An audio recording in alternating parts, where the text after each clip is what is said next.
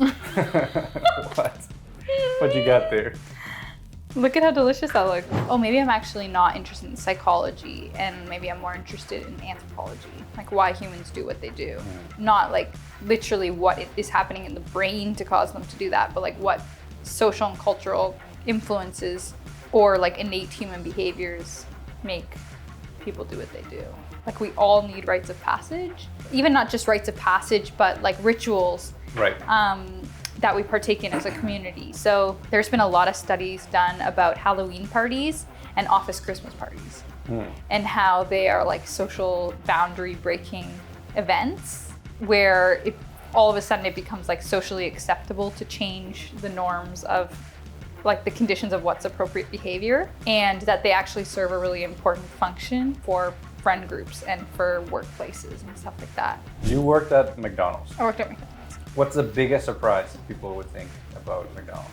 I would say like, I think people just have like a wild misconception that like it's so disgusting. Like that the food is so disgusting. Oh yeah, it definitely is, yeah. But it's not. It's literally just frozen food. What's the difference in going to the grocery store and getting frozen food? Just give me one more bite and then we'll get serious. Because damn, this is like the best ice cream I've ever had. Is it good? Welcome back to The Art of Existence. We have another episode with thy beloved Mackenzie Wolf. This episode's gonna be chill like always. I had to bribe this guy with ice cream, which we might make it a thing now. I bring a snack for the guests if I like it. I'm rocking a vanilla Swiss almond Haagen-Dazs. And what do you got going on there, Mackenzie? I'm actually trying this one for the first time. It's Ben & Jerry's brownie butter core. Normally I get half-baked, but I didn't really want the cookie crumble. I just wanted the brownies, so we're gonna find out. Okay, so first topic. What's going on in your day? Not too much. Went to work, came home, made a nice little dinner, watched the episode of The Crown, found out Princess Diana died, spoiler alert, Yeah. and got bribed to come here. Were you surprised in the way that she died? Like, did you know how she died? I knew she died in a car accident. Yeah. But a little melodramatic, right? Like, obviously. Obviously it's a show there, but it does seem, I mean, it's pretty dramatic to die in a car accident being chased. Yeah. So it's like, they couldn't tone it down. We're you know what I watching mean? Frenchmen in little mopeds. Yeah. I didn't know she died in Paris. Yeah. I didn't know that. I didn't know she died in Paris either. I didn't know anybody else was in the car. Like, I've seen the famous clip of her car going into the tunnel, or like, I didn't know she died in a tunnel. I thought she died in London, England. They must have, those damn paparazzis must have gotten pictures of her dead body.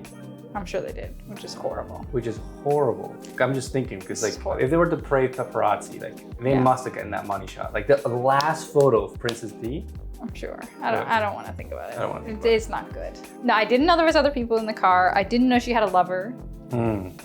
And there was lots of things I didn't expect. Like, I didn't expect her kids to be so old. I don't know why, but I thought they were like little tiny boys when she died. Like, I thought Harry was like a baby. No, it was like 9. They said 19, right? No. 16. Because, well, in the movie, they said, I would fact check that. In the show, they were saying like, oh, he's 16, he hasn't killed a doe yet. That's William, the older one. Yeah, the older one was 16. But to me, I thought they were both, like tiny little boys. So I was wrong with that. There was lots of things I wasn't expecting. And yeah, I didn't realize that so many people were in the car. So let's just say I was shocked. I'm cracking it in. Yeah. I'm cracking it. I mean, I'm mourning the loss of Princess Di. Yeah. Come on. What? What you got there? Look at how delicious that looks. That actually looks pretty sick. What was that? Oh my God. What was that thing that was big on YouTube, like in 2010? It sounded like a thing that wasn't good. Like, the cinnamon challenge? No, the mukbang. Mukbang? Yeah. Which is still big. I watch those every day. Really? Well, they're very niche now. They're not like the thing. We're on different versions of the internet because I watch mukbangs all the time, and I watch, my favorite one. I don't know the name, but like I No, like what kind of food? Oh, like noodles, right? No, seafood boil. Oh, is that one they dump? It comes in the bag, and oh my gosh, they dump it on dipping their big fat into the and they pull out that lobster leg, And they crack a little lemon on it. Yeah. Butter, dip it in the butter. This guy's a sick dog because you go to sleep. If I'm not going to bed early and you go to bed and you turn on the TV and I walk in with the weirdest like YouTube, like dead carcasses of seafood on the table, or some girl melting every single lipstick on earth. Okay. It's like that's Sophia. Or I do like to fall asleep to Sophia because I find her voice very calming. Or I like to watch Eat the Menu, which is with Keith, which is from the Try Guys. Right. And that's a mukbang, really, because he literally eats everything on the menu. Right. This whole video is just making me like, It's a test run with the treats, because I don't know. It's a test run because, I mean, I'm having more fun. Yeah. But we're going crazy at it. It's like we're getting paid to eat this. Okay, you ate for the first time at a new restaurant. Say I don't take you out much. I did. What restaurant? What are you talking about? I don't know what you're thinking. What are you talking about? What are you thinking? What restaurant did you take me to? What do you think? Yeah. Are you nuts? I've been there before. Oh. With Kara. Oh. But that was when I had a roof. Yeah. Oh yeah, just a heads up. If you're looking for a fancy place for your gal and yourself for a special occasion, don't go to the Turtle Jacks in Oakville by the Fortino's Plaza because I mean, it isn't a plaza of the Canadian Tire, so it's like you're setting your standards already. the roof it's covered in plastic sheeting. I think the medical term is called that. Yeah.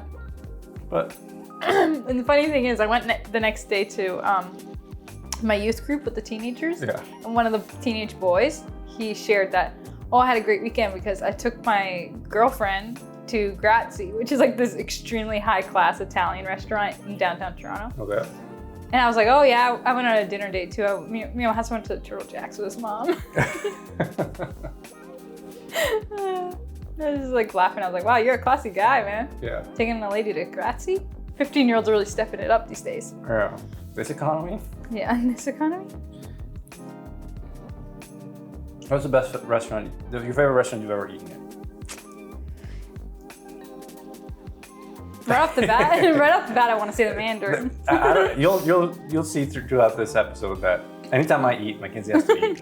Because in her head, it's a competition. It's not a competition. It's just that God created us equal, and it's like, if I let you get ahead, it's like it's just not fair, right?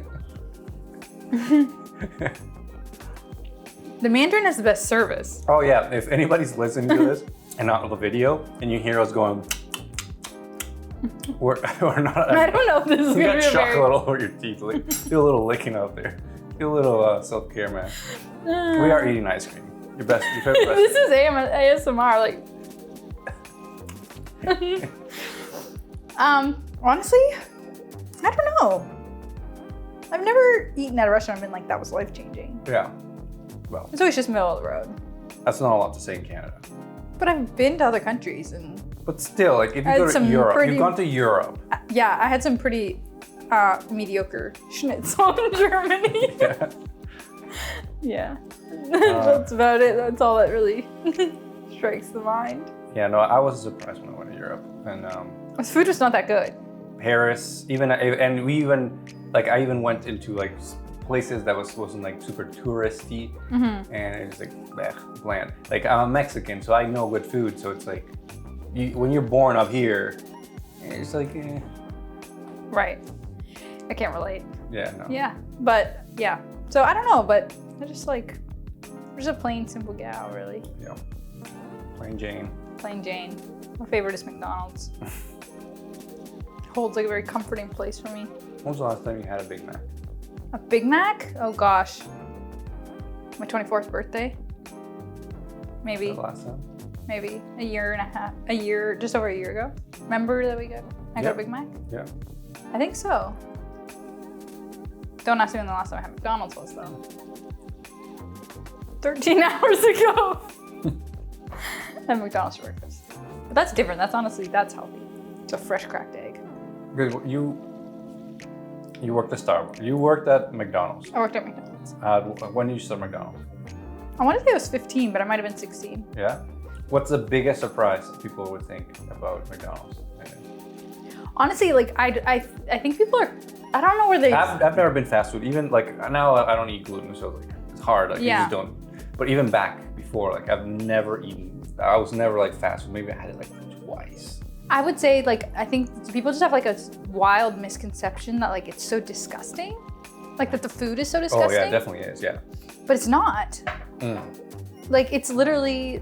Yeah, I don't know what the problem is. It's not disgusting. It's literally just frozen food. What's the difference than going to the grocery store and getting frozen food? Especially like in the morning, like everything's like fresh cracked eggs. I don't know. I want to make. Like, I'm gonna start some rumors, but isn't the meat like it's got extra additives and fillers and whatnot? Every meat on Earth, unless you're like going out and hunting. Oh, by the way, those animals you hunted have also been eating like pesticide-covered grass and grain, so they're also. Yeah. Like you just can't get like. It's just not real anymore. But like, no, the scary part is, and obviously I don't know enough, but like I had lived with these fears. Don't they have, some deers have worms or like diseases? You're asking the wrong gal. I heard that for deers there's mad cow disease. You're probably way more likely to get disease. sick from a deer you like hunted than just like a McDonald's burger. I mean, everything in the food industry is like heavily regulated. Food, so why would it get you sick? And it's so heavily regulated. Yeah. And it's literally just getting put in a clean fryer, and then it's the food there gets served so fast. No food has the time to sit. Okay. You know what I mean? No, honestly, it was just fun. Like it was so much fun. Those jobs, obviously, you look back at them fondly, right? Because you're not in it anymore. But they're fun when they're young, because they don't mean anything. Obviously, the managers, it's their life, so they take it a little too serious. But you need them to run those places. Like yes, they would and fall at the apart. end of the day, yeah, we need fast food. Well, we don't need it, but like society runs on it right now. Yeah. We're acclimatized to it. So like you need somebody who's like ride or die with that place who will keep it running. Yeah. And they do a good job. And most of them are paid fairly well. Okay. A top manager can make like McDonald's? pretty good money, yeah. But that you worked there 10 years ago. I worked there 5 years ago. The math. Yeah. You worked there 12 years ago. 11 years ago. Let's talk about something serious. Please. A good transition into. I had a little bit of a relative. Sorry, it's just when I see you. I told you. That you cannot help yourself. I get the ice cream. Oh, gosh. Just give me one more bite and then we'll get serious. Because damn, this is like the best ice cream I've ever had. Is it good? We have like bread chunks or something? Brownie chunks? Yeah, but also the middle drill all the way down is just icing. Chocolate icing. That's what's getting stuck in your teeth. The icing. Yeah. Damn, this is good. Okay. Okay. I had a revelation this week. I was talking about a very serious conversation about childhood and whatnot, and it made me think of a phrase or something written in the Bible saying that, can you fix it when I say it wrong? All children are born sinners. Yeah, I don't think it's like a direct Bible verse that you're referring to, but it's more like a biblical concept. Like that's why we have baptism and stuff like that, and that's why the church for a long time is doing infant baptism. This is like we're born into sin. You know what I mean? Yes. All So of humanity. you're born a sinner, and the baptism is supposed to cleanse you of your original sin, or I don't know. That's where we come up with the concept of original sin. And for the longest time, I thought that just sounds dumb. Like it doesn't make any sense. But I started thinking that we correlate a good, like a baby is good because it's innocent, and the innocence makes him good. So we put those two together, and I don't think it's right, because if you've read The Lord of the Flies, children haven't. Basically, kids alone on an island will turn into evil and basically throw heavy rocks and kill each other. Spoiler alert. Naive and innocence is not good. Good is knowing good and evil and choosing to do good. Right. So that was just like a little unlock for me, knowing that like, okay, that makes sense, because it's so easy to hear a verse in the Bible or like a concept, and because, let's be honest, you are not smart enough to see it, think it's dumb and discount it. But man, it's deep. Like even the one sentence, it's like so deep. Maybe what you're getting at is that we often think like, oh, humans are inherently good. Like when they're born, they're good. And then it's the way they are raised or shaped or whatever happens to them or whatever that makes them, triggers them to be toxic or be bad or whatever it is. But the Christian perspective has always said, no, like humanity is inherently flawed, and it requires choosing good. And so that is like the human condition. So it doesn't matter if you're a newborn baby or like, it's not about, oh, babies are bad or something like weird like that. Babies are sinful, so they need a baptism. Yeah. Right? It's not about that. It's more of the concept. Like it's more like the human condition. Oh, how can a little newborn baby be an evil? No. Like it's the concept, like it being correlating innocence and knowing as good, and people and mothers and fathers and people in other relationships can look for innocence, or what could be another innocence when you grow up? It's not longer innocence, it's ignorance? I don't know what a nice way to put it, but like they look for innocence to correlate, because they're good, but you're not good until you know what bad is, and that you can do bad and you choose to be good. Mm-hmm. Like that is, I think, the definition of it. But that happens like right from, like kids have the ability to choose right and wrong from a very early age. We teach kids even like as soon as they're crawling not to pull on the dog's tail, right? Because it hurts the dog or whatever, you know what I mean? Or we teach little babies not to slap or to bite, right? Because they, I think the difference is that when you're that small, you just don't really have you're not cognizant of making those choices, right? And you're just like exploring reactions to behaviors and stuff like that. But that's why, but right from the beginning, like all parents recognize a child's ability to make the wrong choice, right? When they correct their kids from infancy against things like pulling the dog's tail, pulling a parent's hair, biting their brother or sister, you know what I mean? Mm-hmm. So I think we do recognize it. It's just that, I think it gets muddied with some people because they try to see weakness and people they need protection as good. And, when I see it myself, it's saying the most dangerous people are the most naive and you could say innocent people as an adult. What do you mean by that? Say more about that. So like, if you have a friend that is not really there, like not very naive on his thinking, and let's say not maybe very, they haven't been given a lot of responsibility or something like that. They're the most dangerous, and dangerous could be violent. It could be like different things, but like just dangerous. Like, capable people, and that choose good are the most, safe, good, responsible, safe people to be around. I think. I think you mean like people who've had learned their boundaries by having their boundaries tested, right? But that leads me to my question that I was thinking is, in those moments where something unlocks, a thought connects with something and you open a little bit of Pandora's box, let's say, and it shifts the way that you see the world, you kind of become somebody else and you start seeing the world in a different way. It could be in small, it doesn't have to be like 100% change, but it helps you, it makes you see different things. So when you were going into university, you started, I know it's one semester, you started in psychology before you got into faith. Yeah. What do you think with your naive, let's say, child, like what were you when you started? 17. With your new, teenage mind, how did learning about psychology change your perception of the world? It didn't impact me at all, honestly. At all? That's why I hated it so much, because I was expecting it to create a perspective shift in me. And then I got there and it just seemed like, of course I was only taking introductory courses, but it just didn't seem like anything that, I don't know, it didn't speak to me at all about really about the human condition and stuff like that. So that's why I was like, oh, maybe I'm actually not interested in psychology, and maybe I'm more interested in anthropology, like why humans do what they do. Not like literally what is happening in the brain to cause them to do that, but like what social and cultural influences or like innate human behaviors make people do what they do.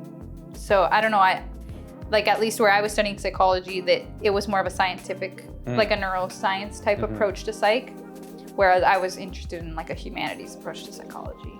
And how did your mind change, or your perception of your world change when you started doing anthropology? Yeah, I just found it just seemed that there was so much, I don't know, I just found that I used to think humans were so complicated. And then when I started to learn about anthropology and sociology and even religion and culture, it was like, we're not that different. Yes, humans are there's a variety of human beings, right? We all have our different expressions of humanity. But at the end of the day, we're all humans, and we all thrive or diminish based on some very similar key elements to life, like community, education, the sense that you're being empowered, and that plays into education, right? And family structure and mating, all those things. And even things like ritual. I took a class, I don't even know what class it was now, but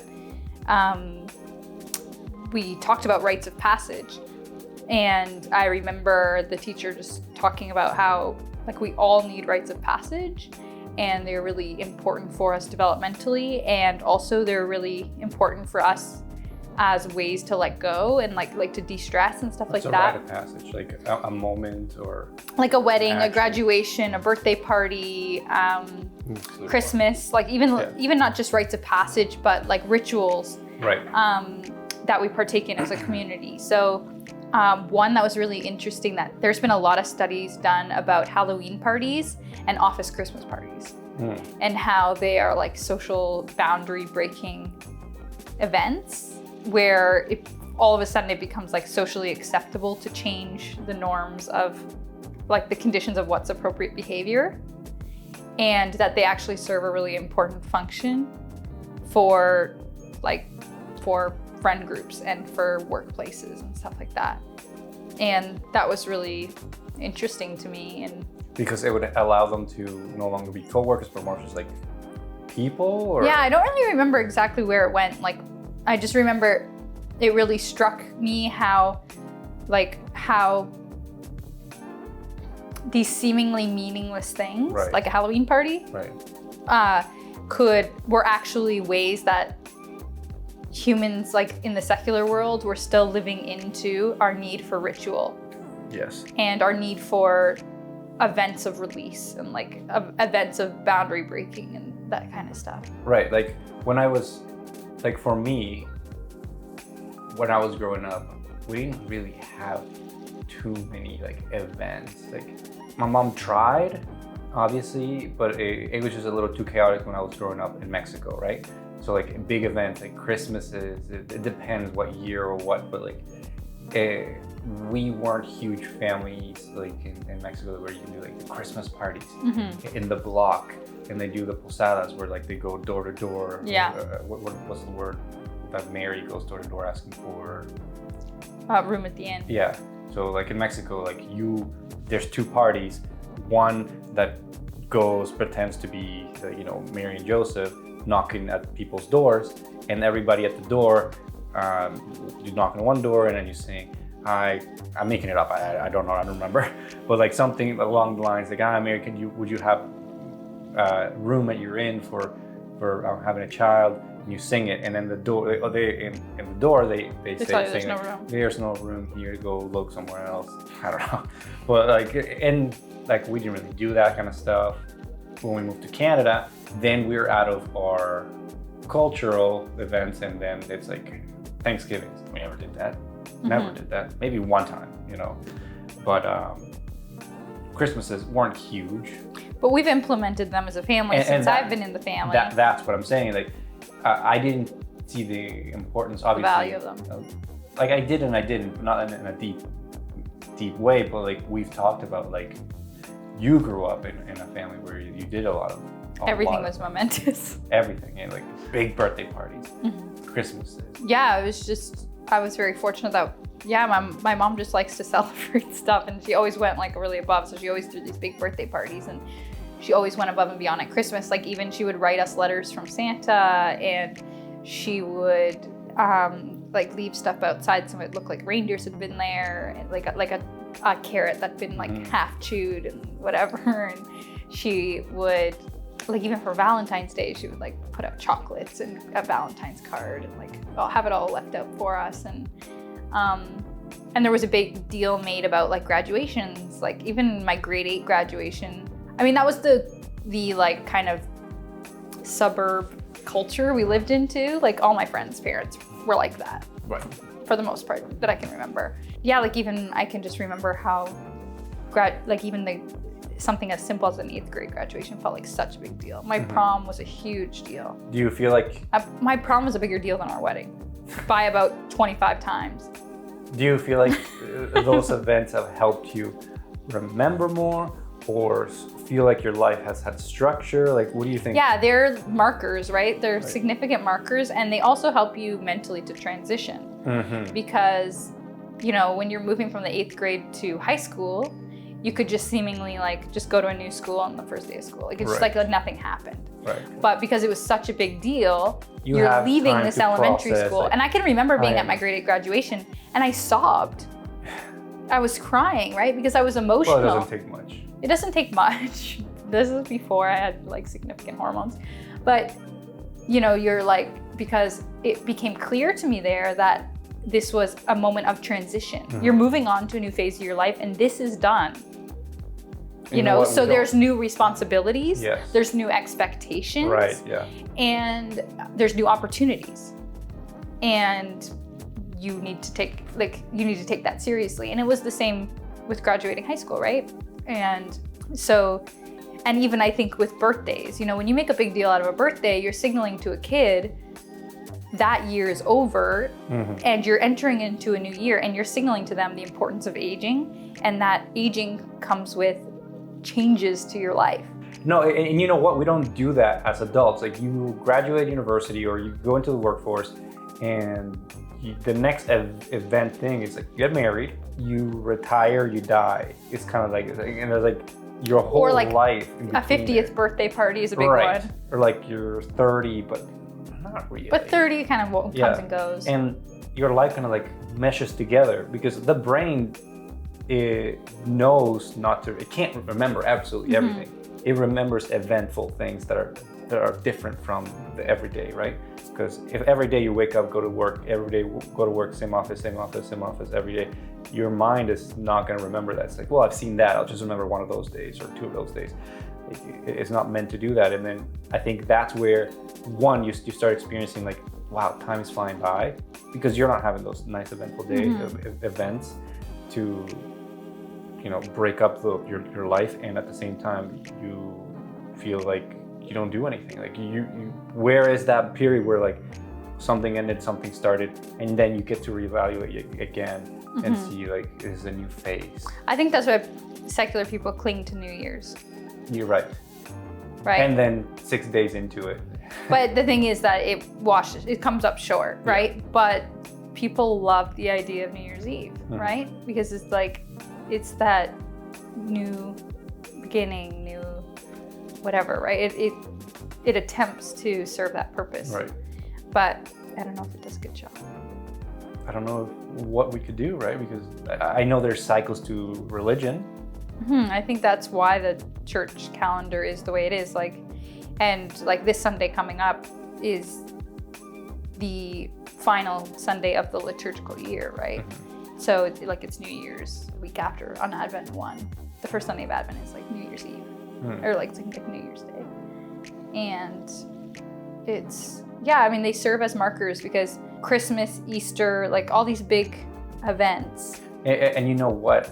You have traditions as a community that go with them, everything.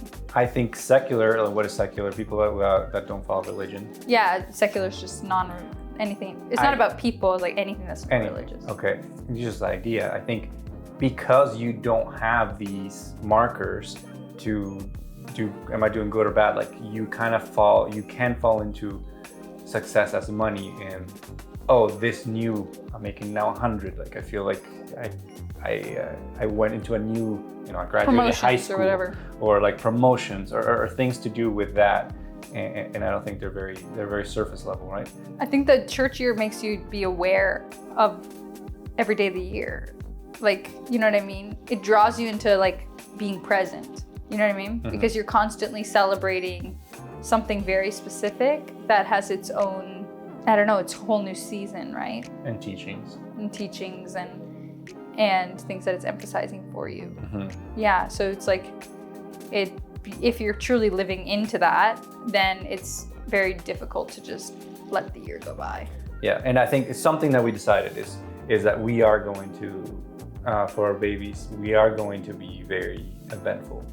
Mm-hmm. We're gonna celebrate. I think as much as we can. Yeah, I think it has significant development benefits, like I was saying, but I also just think it's so fun, and it's such, if you're able to do so, it makes your kids feel so loved. Mm-hmm. Like to know that your parent goes like an extra mile for something. And for me, the one that gives me the most like, what do we do is Christmas, right? Mm-hmm. Because like, I don't know if anybody knows, but like in Mexico, for me, Christmas Eve is, first of all, like in the 24th, the gifts, you know, appear as well, like under a tree, but it's baby Jesus delivering the narrative the is gifts. that the baby Jesus put the gifts. Instead of like the little, instead of like the treats or like the steps of the reindeer towards a tree or something, or Santa Claus deer, what they do is they put like a little liquid strand of like the baby Jesus' umbilical cord dragging towards the tree. You're lying. Yeah, I'm lying. That's disgusting. But no, like it's baby. If that's real, baby Jesus. Baby Jesus is bringing them the gifts. Yeah. And I'm like, do we do the whole, you know, American thing, like, oh yeah, Santa Claus is bringing you the gifts, and I'm like, because I don't want to ruin something magical. But I don't remember being super excited in Mexico about gifts and stuff like that, like baby Jesus coming telling you, like, even because the traditions were so mixed, because I came from different families. Like one side of the family told me like, oh, you leave your shoe out outside of your door, and when you wake up, I don't even remember who says, I think it's Noel, or I don't know, Jesus puts the gifts in your shoe. Oh, and the other one is like Saint Which Jesus. I think is more European. That might have been like the Spanish tradition. I don't know. Yeah, that was one more Spanish family. But like, yeah, I guess I wasn't too set on one way, that I guess I wasn't magical about anything. It's not too magical, like Christmassy, like marketing in Mexico. Mm-hmm. Nowadays, it probably is. Now it's just like USA point two. But then I came here to Canada, and I saw like the whole like Christmas music and Santa Claus. And I was so like, fun. And I knew it was all fake. Yeah. But like I still enjoyed it. So I don't know. Do we do the whole? I don't think you have to like Santa Claus is go full magic powers. I don't think you're gonna stop my mom from chewing off the end of a carrot and leaving it in the snow. And you're like, Grandma's a little crazy. Yeah. But I mean, I don't know. I think there's a way to allow it to be fun, and at the same time, we could just, I mean, you can tell them the religious story. I mean, Santa Claus is Saint Nicholas, right? Mm-hmm. And you tell them the story about Saint Nicholas and how he, you know, put the money in the window for that family. Those getting married. Yeah, who needed money to allow their daughters to be wedded. Like, there is like a religious side to the story, and we can just say like, oh, well, we celebrate Saint Nicholas and we call him Santa Claus, and I don't think we have to. Santa Claus. Is he German? He may have been. Yeah.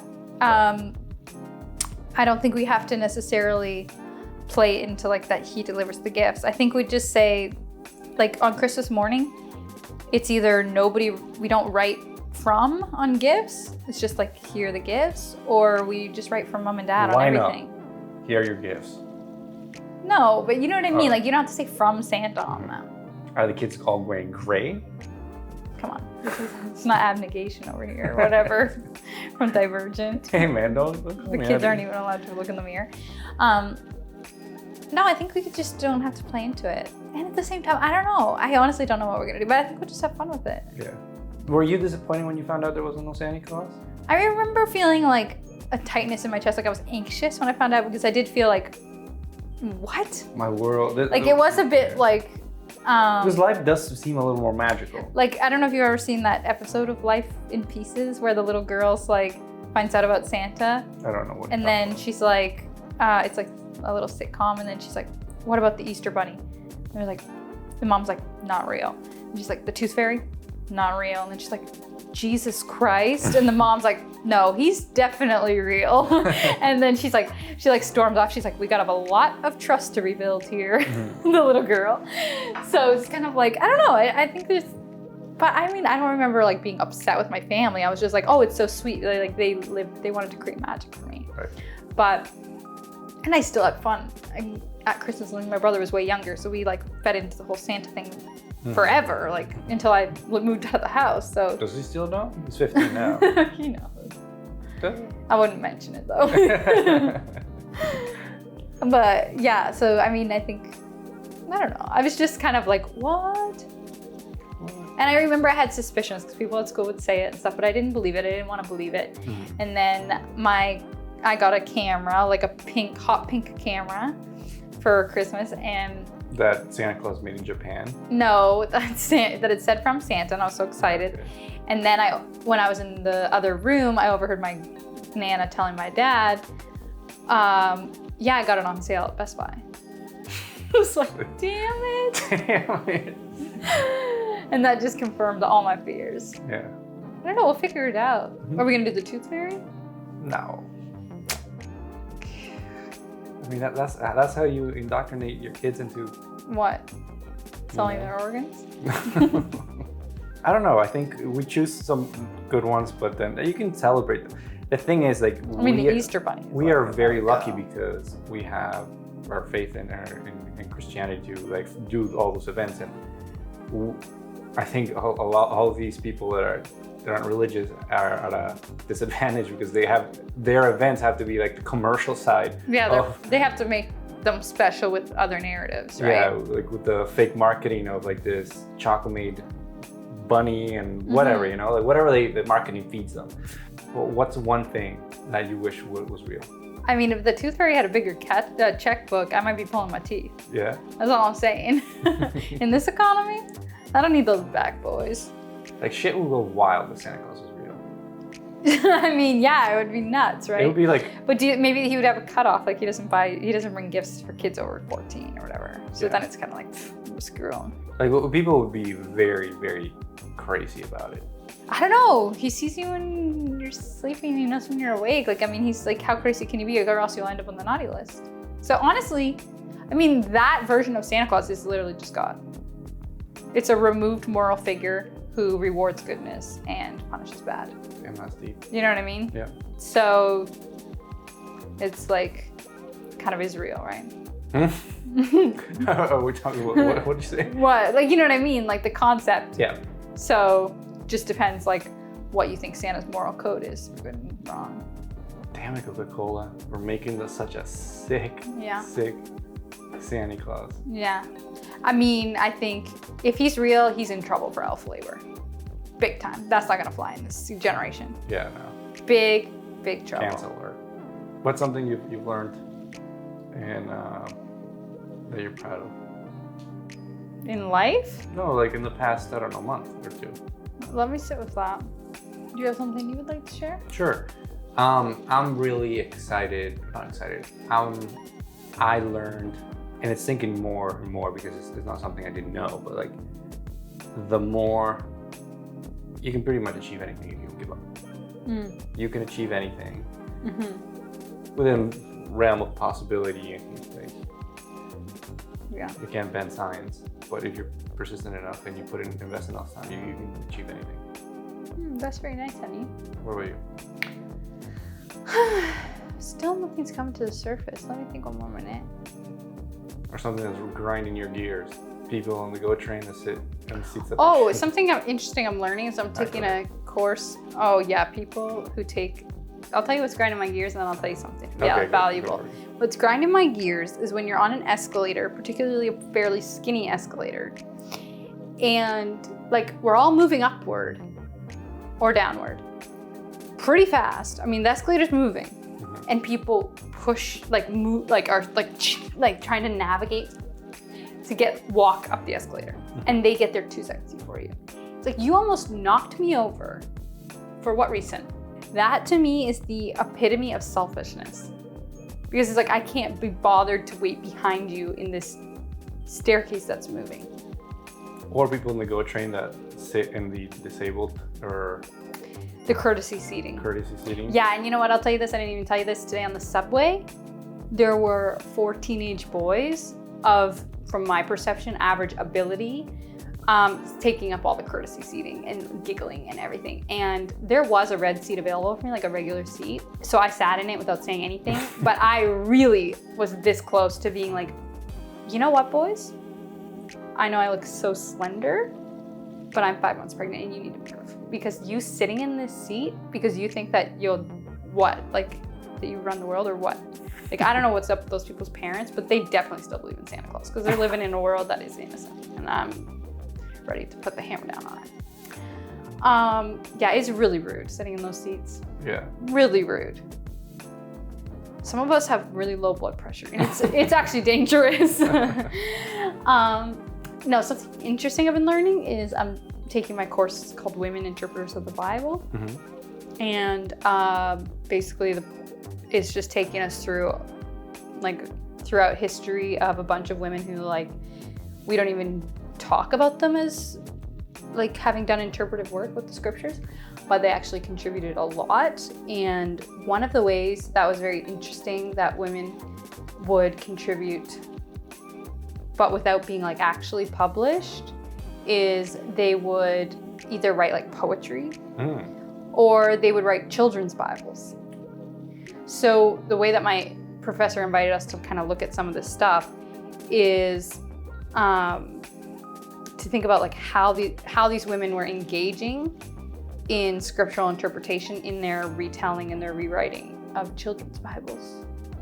And so it was very interesting the way they did that, and also some of the things that got put in children's Bibles and what these mothers considered valuable to teach their kids and what they didn't. And yeah, super interesting.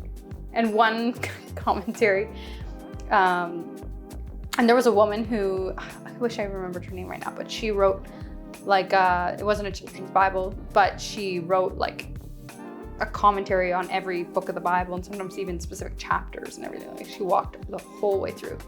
And then, like, she would get to the Song of Songs, or like the Song of Solomon, or and she would get to the Song of Songs, and she just wrote in it, like, oh, there's nothing in this book that can't be found elsewhere, so I'm just not even going to comment on it, and I encourage you not even to read it. Because remember, it's very sexual. It uses the imagery of intimacy. It's like, it's a letter or like a poem for lovers, for new lovers, that is trying to, like, exemplify, like, divine, and, like, the way that God views us and the way that we should view God. And so she's basically, it was so inappropriate for her to talk about sex or to refer people to this book of the Bible that is very sexual in imagery. So she just basically says, don't even read it. And I'm not gonna say nothing about it. It's just funny. They just engaged with it in ways that were very boundary pushing for their place in the world at that time. And also in just really creative and intelligent ways. It's very cool. Cool. I think we're done, man. Melted ice cream. You done? Mm-hmm.